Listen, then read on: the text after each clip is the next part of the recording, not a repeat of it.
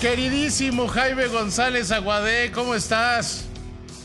Bien, mi estimado David, con el gusto de saludarte a ti y a tu audiencia.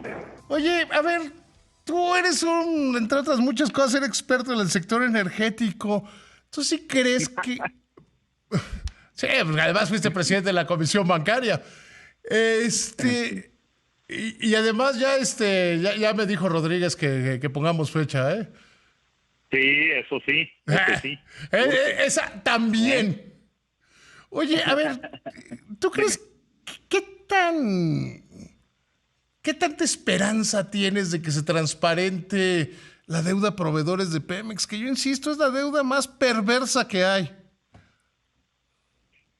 Pues mira, sí es muy importante. La verdad es que inclusive, ahora que lo mencionas, cuando estábamos en la Comisión Bancaria, porque esto también hay que señalarlo, no es nuevo, ¿no? ¿Te acuerdas que al final de la No, nada más empeoró el sexenio nada pasado. más empeoró. O sea, ya Exacto. existía el problema, pero ahora es mucho más grave de lo que era en 18. Y entonces sí es preocupante porque respecto a la comisión de nuevo, lo que nos preocupaba en ese entonces, pues muchos de esos proveedores pues no tienen más bien tienen financiamiento, no tienen liquidez. Entonces se vuelve un problema hasta de cartera vencida. Y la verdad es que pues sí se debería primero de atender, ¿no? Y de que les pagaran a los proveedores. Y segundo, transparentarlo y ver inclusive un programa, pues me imagino para atender el tema, porque pues puede ser un problema de cartera vencida, como te decía, inclusive para los bancos, pero además para la sobrevivencia de muchas de esas empresas. No todas son, luego nos pensamos, David, que todas las empresas que trabajan para Pemex son muy grandes y muy solventes y que van a resistir. No, pues es no que es una necesariamente cadena es el caso, ¿no? Es una cadena. O sea, creo yo, y este es un tema totalmente financiero, que si la empresa más grande del país, que tiene un tamaño sistémico, incurre en esta práctica, explica muy bien por qué es tan baja la penetración del sistema financiero mexicano. Porque Claro. se ve que pueden estar sin pagar y por eso no recurren al sistema financiero. Pues tienen los bancos, pues, a lo mejor sí recurren, pero la verdad es que también los bancos, y con razón, pues tienen aversión a prestarles a estos porque independientemente que Pemex es una empresa muy grande con muchos recursos, si no les pagan, pues la verdad es que el riesgo en que están incurriendo los bancos, pues es muy alto.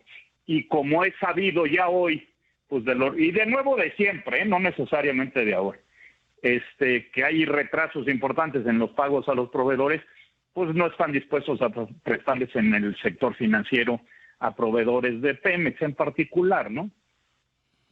Pues, y a ver, estaba ahí el tema de que Pemex está pidiendo autorización a la bolsa de hacer una emisión para pagar, pero pues parecería que eso es puro rollo, ¿no? Pues mira, estos bonos de Pemex los hemos oído tanto tiempo, David, que la verdad uno pues ya no sabe, ¿no? Y menos estando ya tan lejos a lo mejor del día a día de estas operaciones. Pero se ha hablado mucho de los famosos bonos para que la gente pueda seguir financiando esto.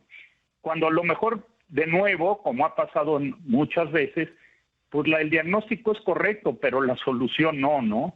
Me parecería que seguir endeudando, porque ahora vas a seguir endeudando a la empresa nada más que con bonos, ¿no? En lugar de como lo venía haciendo en otro tipo de mercados. Sí, o sea, yo creo que la solución de Pemex va más o pasa más por reconocer que hay una parte que pierde dinero, que pierde muchísimo dinero, y si fuera una empresa privada, ya hace muchísimos años que se hubieran salido de ese negocio, ¿no? Pues sí, de acuerdo, y además, a ver, también hay que recordar que como tiene pues esta garantía del gobierno federal de alguna forma, pues es que se puede seguir endeudando. Entonces los incentivos no están bien alineados, como bien señalas. A una empresa privada ya no le estarían prestando el mercado porque no sería solvente, ¿no? No, o sea, de ninguna manera sería solvente, o sea, y además con un plan de negocios que no funciona. Pues desafortunadamente no, David. Y regresando al tema de los proveedores, ¿Tú te acuerdas cuando fue toda la discusión de la reforma energética, también de nuevo desde hace muchos años, que queríamos pues que el tema de Pemex fuera generador de empresas mexicanas? Y entonces, pues hay que comprar cosas mexicanas y que generar una industria petrolera mexicana y que no vengan extranjeros y todo eso independientemente a lo mejor del libre mercado y otras cosas que pudieras tú pensar. Sí, porque además no es una generadora, no es una generadora, es una destructora de empresas mexicanas. Ese es el punto, ¿vale? Eso es lo peor, eso es lo que yo creo que hay que cambiar la visión de cómo sí apoyar vía Pemex, que esté bien o esté mal, pero si ya decidiste seguirlo apoyando, pues que no destruyan a las cadenas de valor del país, ¿no? Que eso es lo que está haciendo, o sea, está haciendo, Pues sí. Si tú ves al sistema financiero, lo está dañando porque además, insisto otra vez, tiene un efecto sistémico. Sin duda. O sea, sin duda, no es poco lo que se les debe a estas empresas, ¿no? Y no son pocas las empresas y no son pocos los empleos que generan. O sea, la cadena es muy larga, profunda y pues de muchos años, ¿no? Pues hace cuántos años que Pemex, que antes era más importante, pero la importancia relativa de Pemex en el país pues es grande, ¿no? Por eso dices, y lo dices bien, que tiene un efecto sistémico, porque sí lo tiene en toda su cadena de valor. Sí, o sea, está en toda la cadena de valor y además de lo que hace o deja de hacer Pemex, tiene que ver mucho cómo se comporta la economía en general y en las regiones donde está. Y están los datos, por ejemplo, de Campeche, de Tabasco, ¿no? Sí, Ciudad del Carmen, ¿no? Pues una ciudad que se dedicaba completamente al tema pues petrolero y ha sufrido pues fuertes impactos por estas decisiones, tanto de la reforma energética en su momento, ¿no? Que era más profunda de lo que hay ahora, como ahora por la falta de pago, ¿no? Sí, o sea, finalmente el sexenio pasado se hizo una contrarreforma que lo único que logró, que desde donde yo lo veo,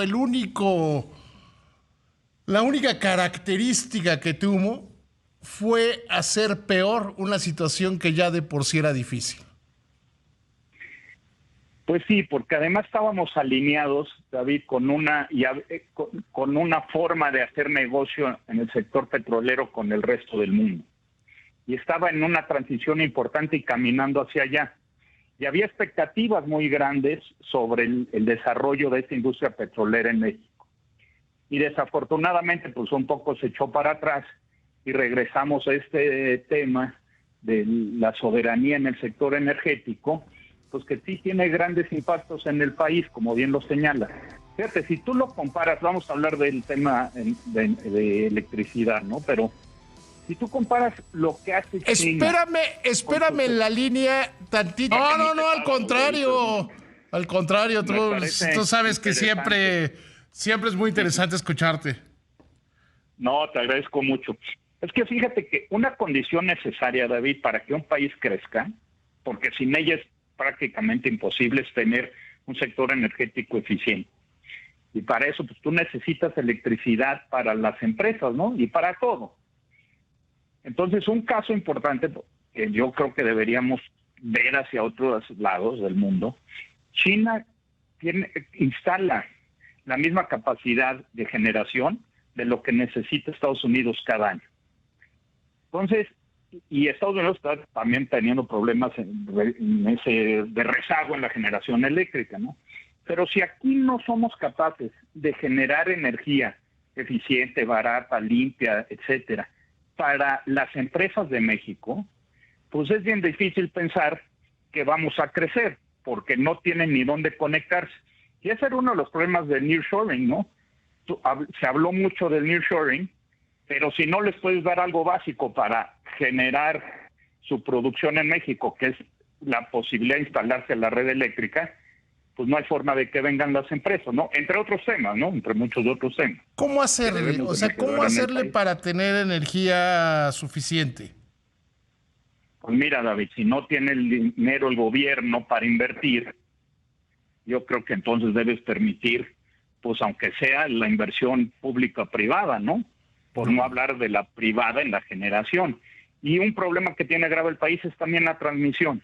Necesitas más líneas de transmisión para que donde se genera la energía, poderla llevar de manera eficiente a los lugares de producción. Porque pues en el norte del país no se produce tanta energía como en el sur, pues hay que generar la posibilidad, hay que instalar la posibilidad de llevarlos a otros lados. Además de que se tiene que, pues de promover la iniciativa privada, a mi juicio, ¿no? Pero pues eso es un tema. Yo también lo creo. A ver, yo creo que quizás CFE debería concentrarse muchísimo más en la transmisión y que la generación sea mucho más de privados, ¿no? Y que sea con energías renovables. Que sea con energías renovables, pero además con energías baratas, ¿no? Como que se despache primero la energía más barata para que las tarifas puedan bajar, inclusive que haya competencia, ¿no? En la generación de energía, y entonces pues la más barata es la primera que despachas y eso beneficia primero a las empresas y en última instancia, que es lo que tú también quieres, al consumidor final, ¿no? Que el sexenio pasado se dañó abiertamente a las empresas que generaban más barato porque se tomó la decisión que CFE iba primero, aunque fuera más caro y aunque fuera más contaminante. Pues ese fue un cambio relevante en cuanto a política pública respecto a la generación, que no, porque pones en primer lugar el tema de la soberanía en lugar del consumidor final, ¿no? Pues, yo creo que ni siquiera es el tema de la soberanía, Jaime, es el tema del poder estatal, ¿no? ¿Qué hay más soberanía que tener energía suficiente? ¿Qué hay más soberanía que tener crecimiento económico? Imagínate no tener que depender de otros países en la generación de energía. Sí, o sea, porque además... Pues cualquier país lo quiere eso, ¿no? Sí, o sea, además... Es lo que está haciendo China, de nuevo regreso a este ejemplo. Porque además la energía renovable es claramente complementaria a la energía tradicional. Sin duda.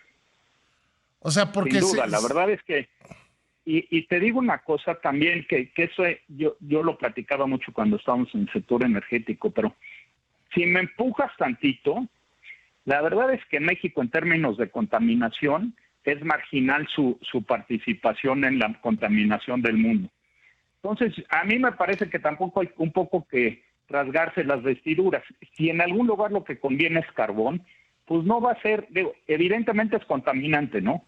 Pero a lo mejor no es una mala solución. Entonces, sí, o sea, pero o sea, ahorita es lo que sea. Si en algún lugar conviene carbón, si en algún lugar conviene energía nuclear, si en algún Exactamente. Energía eólica, energía solar, la que convenga, la que sea.